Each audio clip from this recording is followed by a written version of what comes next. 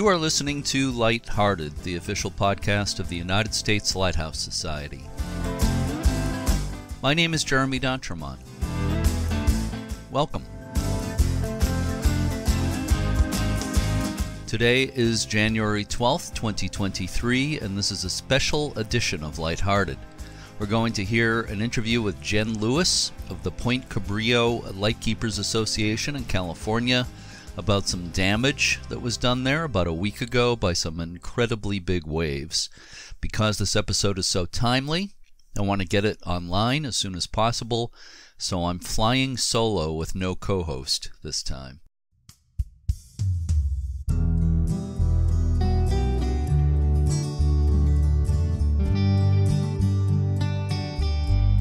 Point Cabrillo is in Northern California, about midway between San Francisco and the border with Oregon. In 1908, an octagonal lighthouse tower was built with an integral fog signal building in an attractive structure that's built of local redwood and Douglas fir. 3 dwellings were also erected for the keepers and their families. The lantern was fitted with a third-order Fresnel lens created by Chance Brothers of England. It's one of only 3 British-built lenses still in use in the United States. Today, Point Cabrillo Light Station is a California State Historic Park. The nonprofit Point Cabrillo Lightkeepers Association manages and interprets the site. A museum and gift shop are open daily, and there's an aquarium and marine science exhibit in another light station building. 2 of the former keepers' houses and 2 smaller buildings are open for overnight stays. Sometime before 8 a.m. on the morning of January 5th, Point Cabrillo Lighthouse was hit by at least one massive wave that broke open the back doors and flooded the interior of the lighthouse gift shop and museum. There was significant damage to museum displays, exhibits, and gift shop items. The park and lighthouse are closed as the cleanup continues. Jen Lewis, the fundraising and outreach manager for the Point Cabrillo Lightkeepers Association, was on the site shortly after the damage was done. U.S. Lighthouse Society Executive Director Jeff Gales and I had the opportunity to speak with Jen via Zoom yesterday, so let's listen to that conversation now. I'm speaking this afternoon with Jen Lewis, who is the fundraising and outreach manager for the Point Cabrillo Lightkeepers Association in Northern California. Jen has been on the podcast before. And also joining us is Jeff Gales, Executive Director of the U.S. Lighthouse Society. Thank you so much for being with me, Jen. I really appreciate it. Thank you guys so much for having me. We're happy to be spreading the word about everything that's been happening over here at the Lighthouse.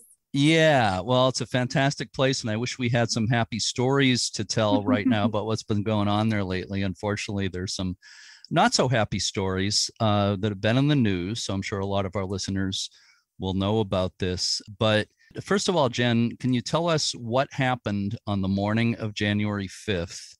And part 2 of that question is, how did you personally find out about it? Totally. So the morning of January 5th, the lighthouse was hit with a series of waves that crashed through our back doors and flooded the interior of the gift shop and the museum out at the Point Cabrillo Lighthouse. We have been having some pretty intense storms over here on the West Coast, but we had no idea that the swell was going to get to that level. It was projected to be a lot less than what it ended up being, and definitely got some rogue waves that knocked out our back doors there. So for myself, I woke up on the morning of January 5th, and I had planned on heading straight into the light station because I knew it was going to be a beautiful stormy day and I wanted to get some cool wave pictures. But then I ended up getting a phone call from our alarm company at right around 8:30. And I answered the phone and they said, hey, there's movement on the west side of the lighthouse. Do you want us to call the police? And I knew pretty immediately it wasn't going to be someone smashing through our back windows. It was going to be the ocean smashing through our back doors. So I quickly ran over to the lighthouse, got there about 8:40, 8:45. And the state parks maintenance team was actually on site already at the time. They were just doing the rounds with all the state parks in the area because we have so many coastal parks, most of which have been closed the past week because of the intense waves.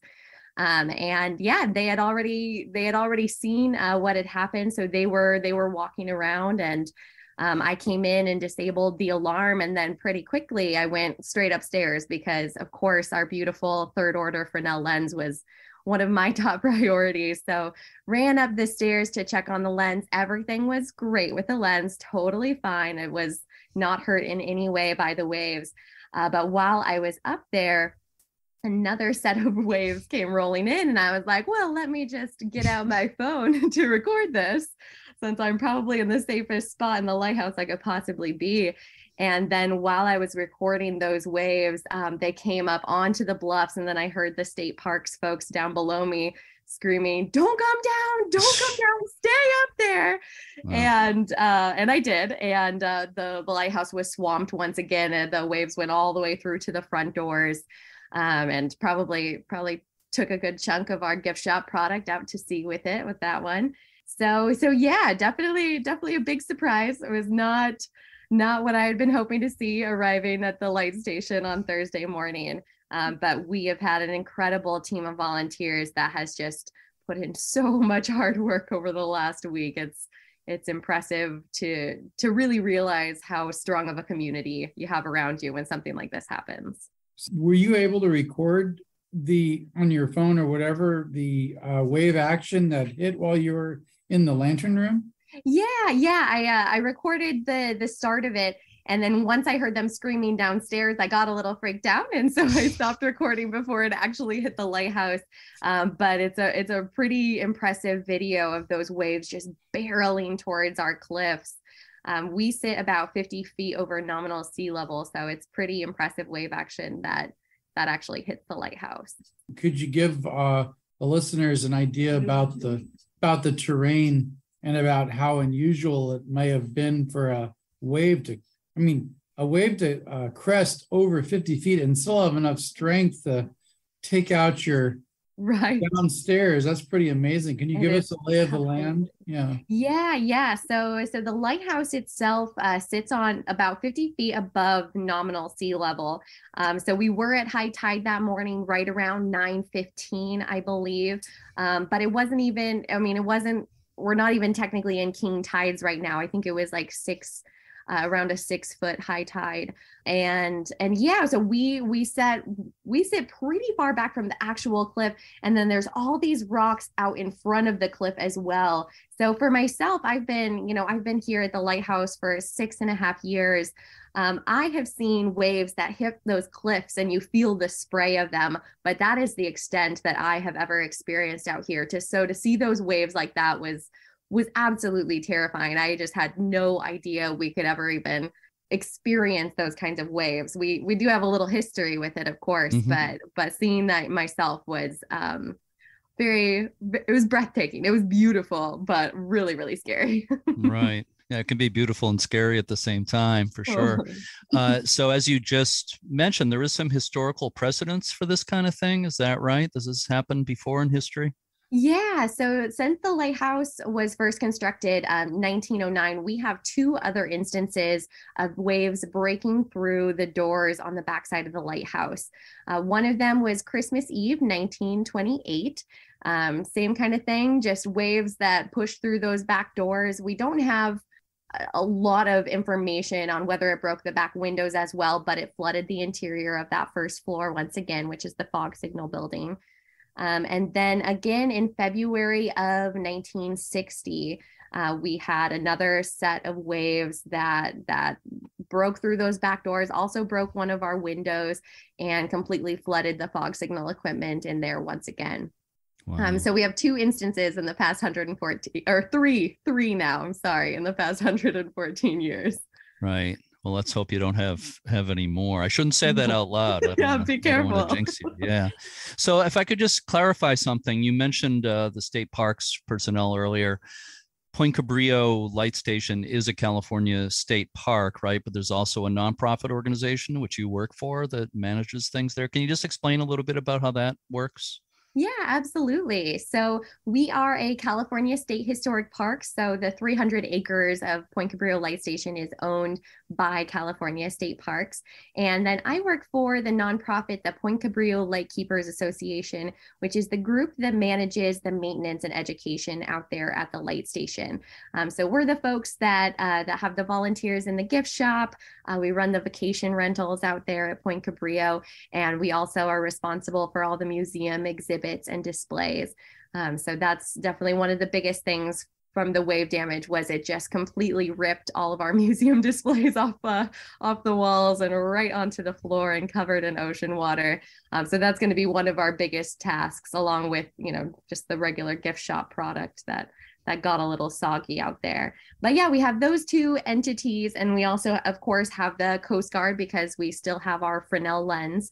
And so the Coast Guard is another one of the important pieces of our light station. Your Fresnel lens is actually the activated navigation, isn't it? It is, yeah. We recently had our motor fail on the Fresnel lens. So the motor that turns our lens, it has actually been in operation since the late 1930s, I believe, and finally decided it was done. So we currently have a team that's working on the motor so that we can get the Fresnel lens back up and running again. So that happened right at the end of December. So just within a week of the wave damage, our motor had already failed upstairs. But even when the Fresnel lens is out of operation, we do have a backup beacon. So even in the midst of it, we are still a federal aid to navigation. Yeah, you mentioned some of the historical waves that hit Point Cabrillo, but has anybody like you been in the lantern room when a wave hit? Is that unprecedented? And if it is, how did you feel? You said you were freaked out a little bit. What were your emotions? What were you thinking as you were realizing a wave's going to hit and you're stuck up in there in the lantern room? I'm not sure about the other dates. For the 1928 one, I would guess that the Lightkeepers would have been up there because it was an evening when the waves hit. And so I would guess that they would have been in the lantern room at the time. As for the 1961, Bill Owens, who was our head keeper at that time, actually, they decided to abandon the lighthouse because the waves were getting so big that day. And so as that story goes from 1960, they said, as they were heading back up to the Lightkeepers' residences, they looked behind them and saw the flash from the lighthouse illuminate a wave that was heading over the top of the lens room itself, which is insane to think about. I don't believe that's what the waves looked like on January 5th, although, anything could have happened before we got there. So yeah, when I was up there, my emotions, I don't even know how to describe them, because just arriving on the scene, first of all, state of shock immediately, because as much as I wanted to believe that maybe just a rock had flown through a back window, I didn't really realize the extent of what would happen in there, and to just walk into this this building that I've spent so much time in and just see everything everywhere, and mud piled up so high, and gravel and rocks throughout the building was definitely crazy. But seeing those waves barrel towards the lighthouse, I mean, it's really hard to describe, because for me, my biggest thing is like the Fresnel lens is such an important piece of our station. And so to be standing next to it as I'm seeing this wave come at us was just unreal, to think that any more damage could happen to this lighthouse that we all love so much. But yeah, I really can't describe any of my feelings from January 5th other than just shock. Yeah. And I feel like I might still be, I'm still operating mostly on adrenaline, as are most of the volunteers who have been there every day since. Yeah. So have you completely assessed the damage yet? Have you been able to? We haven't assessed the damage to the extent that we have numbers yet. Mm-hmm. So we have done a lot of work in separating out gift shop product that is not salvageable, stuff that can be saved, stuff that is perfectly fine. So we're doing a pretty good job of getting all that apart. And then basically every single item in the gift shop, we're unbolting from the walls, we're lifting up off the ground so that everything can just dry out. because the biggest thing for us is just we don't want to have to be dealing with mold in another month. So we're drying out the lighthouse so much right now. But as for the damage, the biggest thing is definitely going to be completely redoing all of our museum displays, because those were affected very heavily. And then of course a huge loss in the actual gift shop product. And state parks will be taking care of the repair on the doors themselves. So that's nice. That's not going to be on the nonprofit's dollar. But yeah, there's definitely a lot that's going to happen. We don't have any idea of when we're going to be able to be back open. The entire park for now is still closed because there is still such extreme weather. I mean, trees are coming down every day. I don't think there's been a day in the last week that we haven't lost power at least once throughout the Mendocino coast right now. So there's a lot to do. Yeah. I was going to ask you how the weather's been since then. I know it's been almost consistently awful. It's been interesting because it'll pour, and we just expect, I mean, looking at my forecast, we've still got another straight week of rain. But just the other day, gosh, I think it was 2 days ago, we suddenly had the sun break through, the wind stopped. It was this absolutely glorious, beautiful day.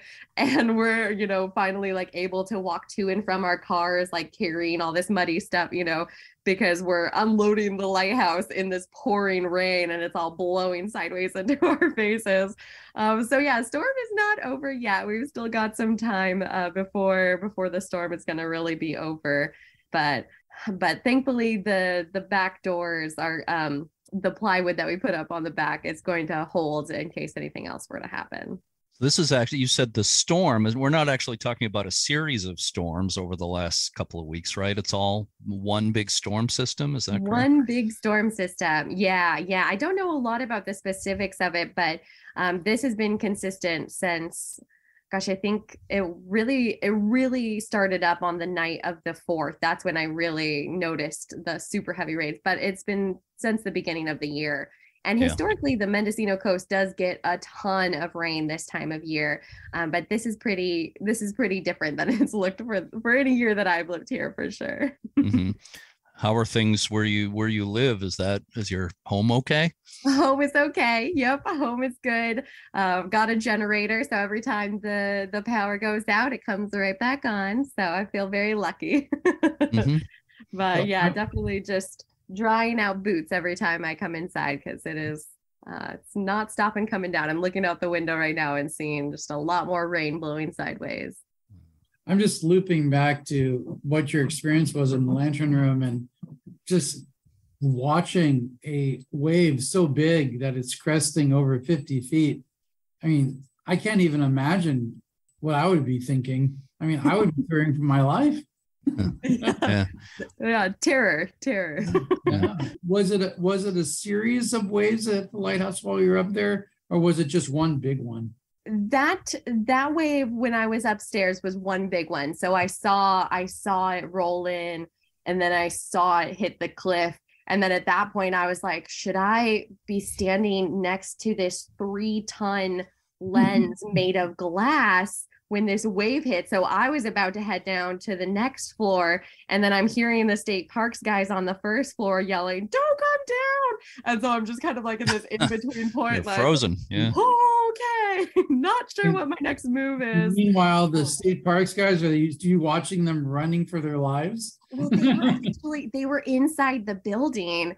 So that was actually a really dangerous spot for them to be, because at that point, obviously the back doors are wide open. So when it came in, they rushed towards the east side of the lighthouse and scurried up to the second floor so that they could get out of the way.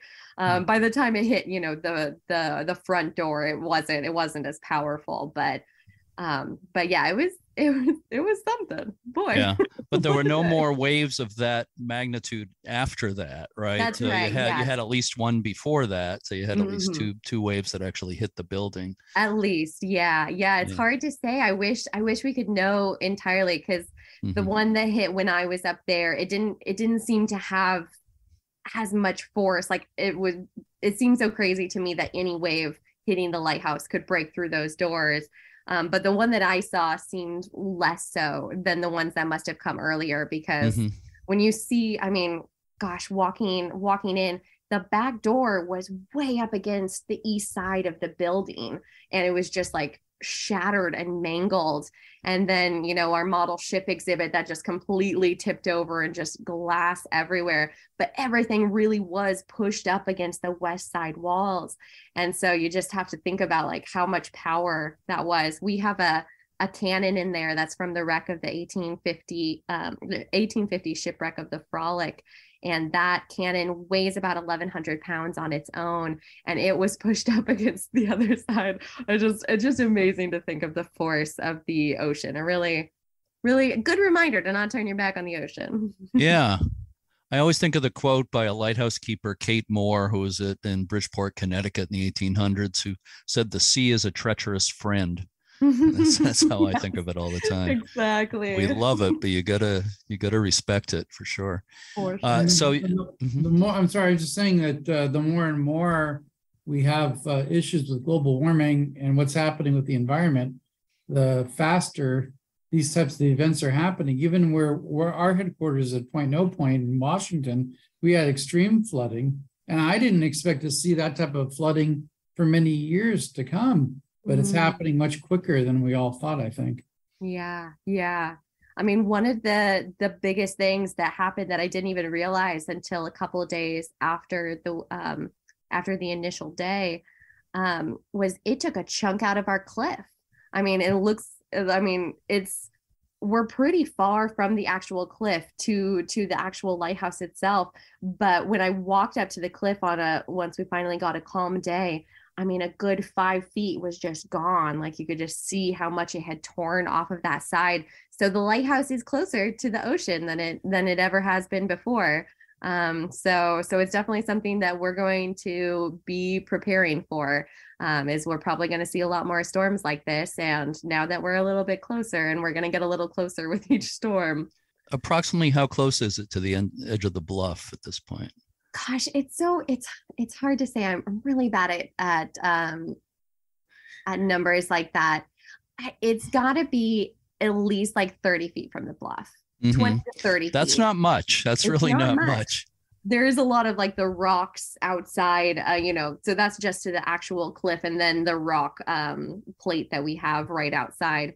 But yeah, we're getting real close. Keep in mind, Jen, that you have a lot of really usable land on your station, and if engineers can move Cape Hatteras, the tallest lighthouse in the country, they can move your little Point Cabrillo a few feet back. It shouldn't be a big problem. Absolutely. It's definitely something that we talked about in our last meeting with state parks, because that's going to be a conversation to have someday. And not necessarily today. We're more focused on cleanup at the moment, but yeah, that's one aspect. And then also we have two coves encroaching on either side of the walkway down to the lighthouse, between the lightkeepers' houses and the lighthouse itself. And when you look at it from the air, you can see it just getting closer and closer year by year, to the point where the lighthouse is potentially going to be on an island. So there's just, there's a lot to think about. There's a lot on the horizon for sure. You mentioned that state parks is going to replace the doors that were smashed that's facing the ocean, but your organization, the nonprofit, the Point Cabrillo Lightkeepers Association, is going to have lost a lot as well. So that's going to be expensive for the nonprofit. And I'm wondering, is there a way people can donate to help out with that? Absolutely, yes. So the Lighthouse nonprofit will be responsible for replacing all of our museum displays. So that's going to be a big task for sure, as well as the thousands of dollars of gift shop inventory that was lost in that moment. The best way to donate is definitely through our website. If you go to pointcabrillo.org, there's a link to our PayPal there, and you can donate really quickly through that PayPal link. We haven't set up an official like fundraising page because we really wanted to get more specific numbers. But every bit now, it makes such a difference. I mean, it's all going to go right back into repair out here, museum displays, and taking care of all of that. So we definitely appreciate any support that anyone feels compelled to give. Is there any way that we or the general public can see some of the photos you or the video you took of the waves? Yeah, absolutely. I just posted on our Instagram and on our Facebook pages this morning a comparison video that shows a beautiful calm night in November. And then contrasted with the morning of January 5th. So if you head over to our Instagram page, it's just at Point Cabrillo, PointCabrillo. Or if you search for Point Cabrillo on Facebook, then it'll be one of the last ones I posted. And you sent me a bunch of pictures and video. I will post some with the post of this podcast episode on the USLHS news blog as well. Awesome. Just amazing stuff. So you mentioned the lighthouse is closed for now. Any prognosis? That's probably pretty hard to say as to when it might reopen, right? Yeah, it's hard to say. We are doing a great job of drying everything out. So we're definitely getting to the point. We put some books back on shelves yesterday. I felt like a huge accomplishment. It's probably, we're definitely going to have the lighthouse itself closed at least through the end of January. Mm-hmm. So hopefully by early February, we'll be able to be open in some capacity. Maybe not necessarily, with all the museum displays that we want to have in there, because that's going to take some time. But we're hoping to be back up and running in some capacity by February. And then the park itself, once this storm is at a better level, at a safer level, with not so many trees coming down, then we'll have the park itself open, and we'll have the farmhouse in the parking lot, and the First Assistant Lightkeepers House Museum, and our marine science exhibit open. But that'll probably be another week or so before they open up the park out here.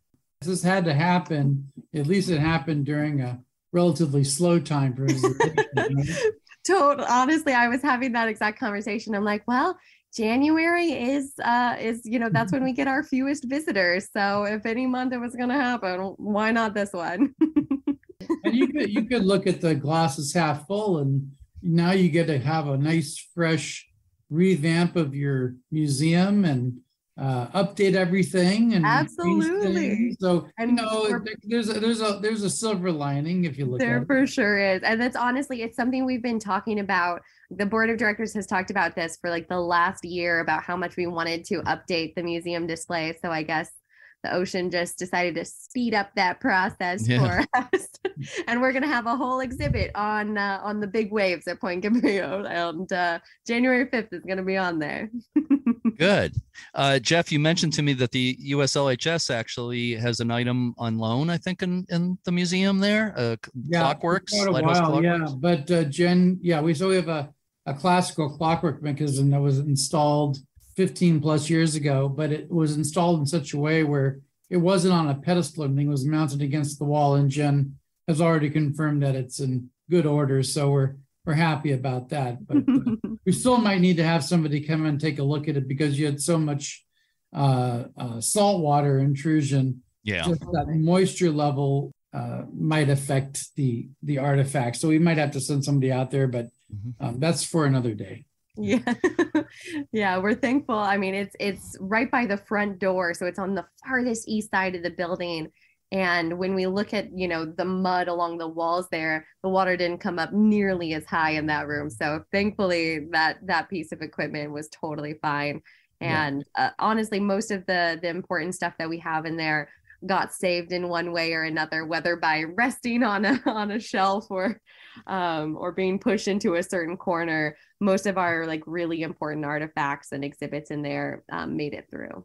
Most, you said, but were there any really historic important artifacts that were damaged badly or lost? Not historic, but we are very sad because one of our beautiful model ships that we have in there, the Doris, did take a tumble, and its glass case completely shattered. And of course, the model ship is the bottom is totally fine, but all the little bits up top, those beautiful model ships.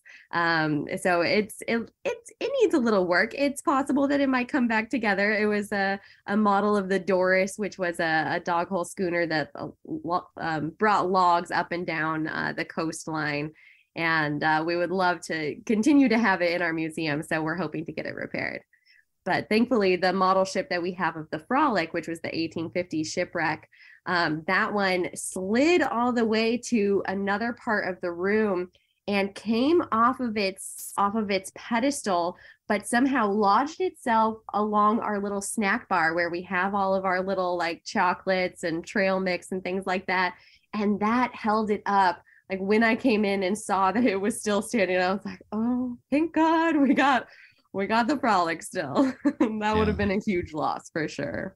I saw the damaged ship model. I think you can see it in the photograph that's appeared in some of the newspapers and so forth. Mm-hmm. You can see the case on its side and everything. Yep. So definitely saw that.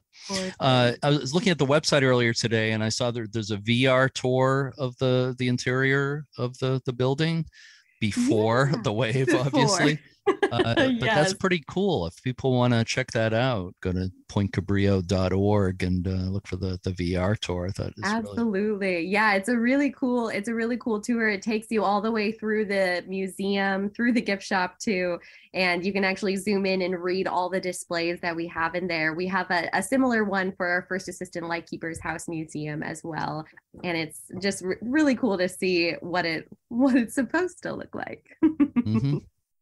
Another thing I saw on the website that I thought was extremely cool, being a coffee aficionado, Lighthouse Keepers blend coffee with, I think, Point Cabrillo Lighthouse on the packaging, I believe. Yeah, that's right. That's a local coffee company that we have here on the Mendocino coast called Thanksgiving Coffee Company. They're a really cool brand. They've been around since 1972, I believe. And they do a lot of cause coffees with local organizations. And so they created us a little Lightkeepers blend coffee, and they sell it through their website, thanksgivingcoffee.com. And we also usually sell it in the gift shop, but we won't be doing that for a little bit. Mm-hmm. And I think I saw something like 25% of the profits go back to the Lighthouse. That's right. Yeah. Yes. So thank you so much, Jen. And thank you, Jeff, for taking part in this as well. But thank you, Jen. And we certainly wish you all the best.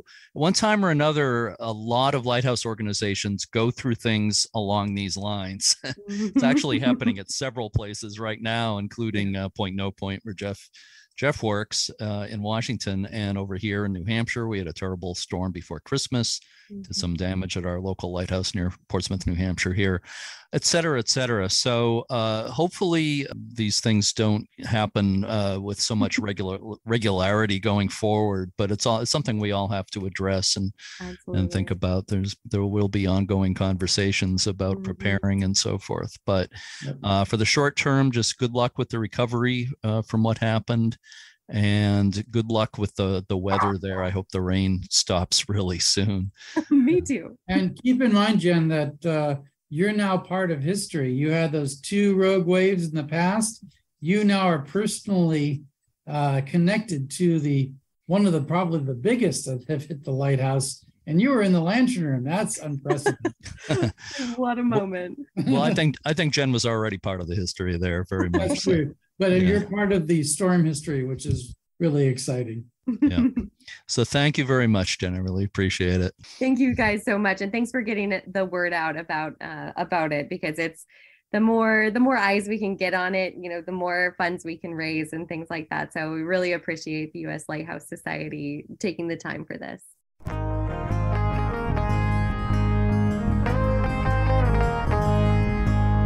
You can learn more about Point Cabrillo Lighthouse at pointcabrillo.org. That's pointcabrillo.org. And you can also make a donation through the site. After the recent damage, of course, every dollar is important to the Point Cabrillo Lightkeepers Association. I want to thank Jen Lewis again, and also Jeff Gales for taking part in the conversation. Be sure to check out uslhs.org to learn about all the things the U.S. Lighthouse Society offers. If you listen through Apple Podcasts, please rate and review us, and please share word of this podcast on social media. As always, to our regular listeners and our new ones, thank you so much for listening, and keep a good light. Let it shine, let it shine. All in my house, I'm gonna let it shine. All in my house, I'm gonna let it shine. All in my house, I'm gonna let it shine. Let it shine, let it shine.